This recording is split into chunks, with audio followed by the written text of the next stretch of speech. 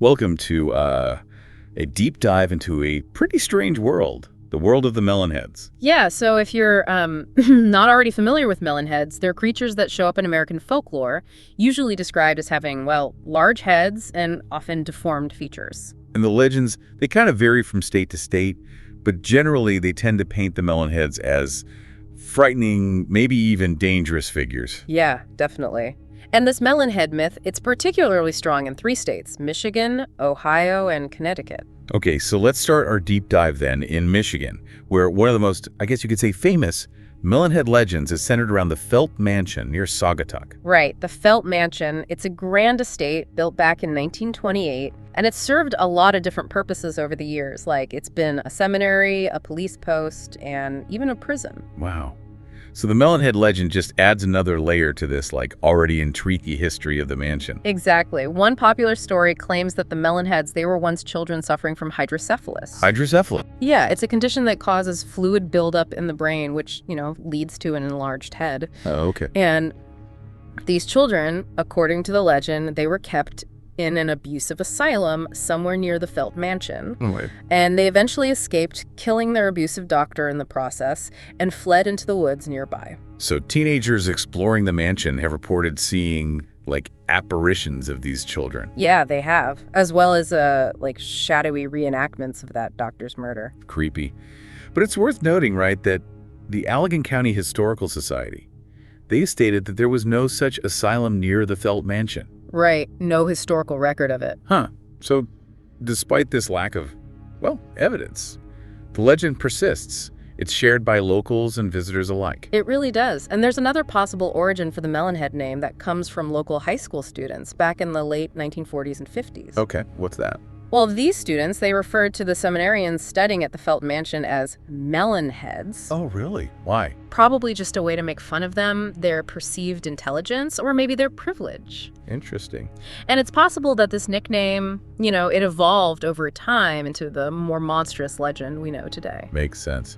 Okay, so now let's move on to Ohio, where the Melon Head legend kind of takes on a slightly different form. Right. In Ohio, the Melon Heads are said to, haunt the area around Kirtland, specifically a road known as Wisner Road. Wisner Road. Yeah. And it's actually a pretty popular spot, especially around Halloween, for people, hoping to catch a glimpse of the Melon Heads. So this Ohio Melon Head origin story, it revolves around this figure called Dr. Crow. Right. Exactly. Dr. Crow. And Dr. Crow, he's either a mad scientist or a benevolent caretaker, depending on who you ask. That's right. So in the, more sinister version of the story, Dr. Crow, he performed these, really cruel experiments on orphans. And these experiments led to their deformities. Yeah, and these children, driven mad by their mistreatment, escape into the woods, and they become the Melon Heads. But you said there was another version. Right. There's another version where Dr. Crow's actually this kind soul who cared for children with hydrocephalus. He was protecting them from a world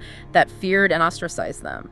Interesting. So you had these two very different interpretations of the same character. Exactly. And it shows how folklore can be, kind of fluid, how the same story can change depending on who's telling it. That makes sense. But regardless of which version you believe, the Ohio Melon Heads, they roam the woods around Wisner Road, right? Right. And what do? They steal livestock. Yeah, they steal livestock. And some versions say they even abduct children. Oh, wow. But just like in Michigan, there's, no actual proof, no evidence to support any of this. The existence of Dr. Crow, the experiments. But the legend's still thriving. Oh, yeah, for sure. Fueled by local tales and the eerie atmosphere of Wisner Road. Right. And that brings us to our final stop on this Melon Head tour. Yeah, Connecticut, where I guess you could say the legends are probably the most unsettling. Yeah, a lot of people think so. And the Connecticut Melon Heads, they're mostly associated with the southern counties of the state, especially towns like Newtown and Trumbull. Okay. And one theory suggests that they're actually descendants of escaped inmates from Fairfield Hills Hospital. Fairfield Hills Hospital? Yeah, it was a mental institution in Newtown. And the legend says that after escaping a fire at the hospital, these inmates, they had to live in the woods, and they resorted to inbreeding, even cannibalism, to survive. Wow.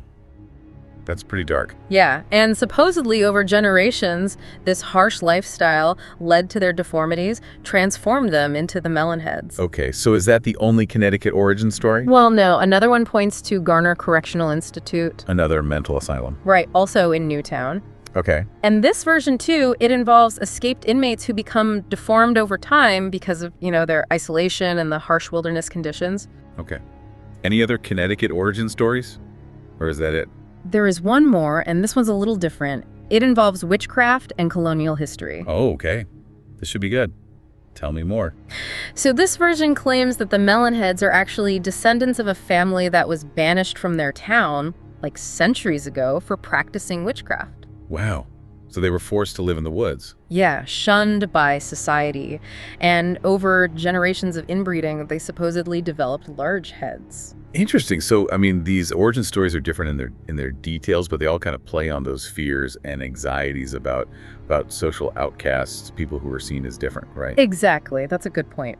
Yeah. And these Connecticut Melon Head legends, they're also often associated with a place called Dracula Drive. Dracula Drive. That sounds ominous. It does, doesn't it? But it's not an actual road. It's more like a mythical term used to describe different unnamed roads in the woods of southern Connecticut. So it's like any creepy, isolated road where you might, run into these Melon Heads. Exactly. Okay.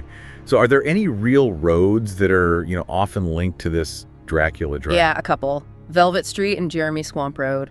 And those have become popular spots for, like, the thrill seekers hoping to see a melon head? Yeah, especially Velvet Street. There's this really chilling story about Velvet Street that kind of cemented its connection to the Melon Head myth. What happened? Well, it involves a group of girls back in the 1980s driving down Velvet Street in a blue Ford Granada. Okay. And as they were driving, these small creatures with large heads, they suddenly surrounded the car.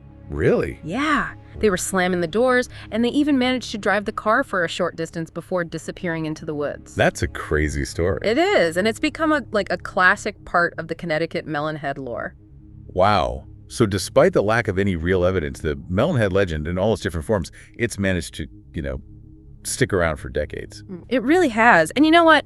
The lack of physical proof doesn't seem to deter people who believe, or even those who just, enjoy a good, scary story. Right. And, the internet and social media, they've definitely played a big role in spreading these legends, helping them evolve. Oh, yeah, absolutely. People share their personal encounters, real or imagined, on those online platforms. Oh. And there's all those creepypastas. Right. Short horror stories, perfect for the internet. Yeah. And then you've got websites devoted to the paranormal, tons of YouTube videos with supposed Melon Head sightings. All of that just fuels people's interest in these creatures. For sure.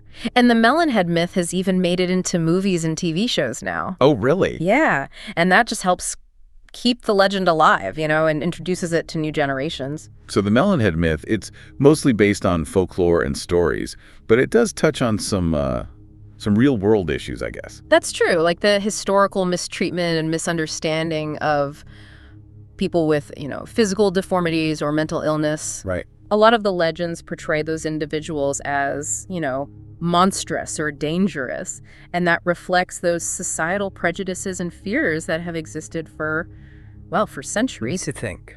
It does. And another relevant issue is, isolation and social exclusion. The Melon Heads, they're often depicted as outcasts, living on the fringes of society. Exactly. Shunned and feared because they're different. And that part of the legend, I think it reminds us to be more inclusive, more understanding towards people who might not fit in with what's considered normal. Yeah, that's a good point. So we don't have any scientific evidence that Melon Heads exist. Right. But their stories, they continue to captivate and intrigue us. They do. It's like the Melon Head myth speaks to our fascination with the unknown, our desire to understand the world, even if it means, coming up with creatures that hide in the shadows. And these legends, I guess they serve as cautionary tales, reminding us about the dangers of prejudice and the importance of empathy and understanding. Definitely. Whether we believe in Melon Heads or not, their stories, they're part of American folklore now. They reflect our fears, anxieties, and our enduring fascination with the strange and unexplained. And another thing I think that keeps these Melon Head legends going is, people just love a good scare. Oh yeah, for sure. These stories with their, creepy settings and these monstrous creatures, they give us that thrill, that excitement, especially when you hear them like in a dark room or around a campfire. Yeah, definitely. It's like tapping into those primal fears and our fascination with, well, the grotesque. Exactly. And the fact that these creatures are said to live in these real places, like the Felt Mansion or Wisner Road, Yeah. that just makes the stories a little bit more believable, I think. Right. It's that connection to specific locations that makes the legends, like, more tangible, more relatable. For sure. So I think the fact that the Melon Head myth is still so popular just shows how powerful storytelling can be. And it shows how fascinated we are with the strange and unexplained. Yeah, definitely.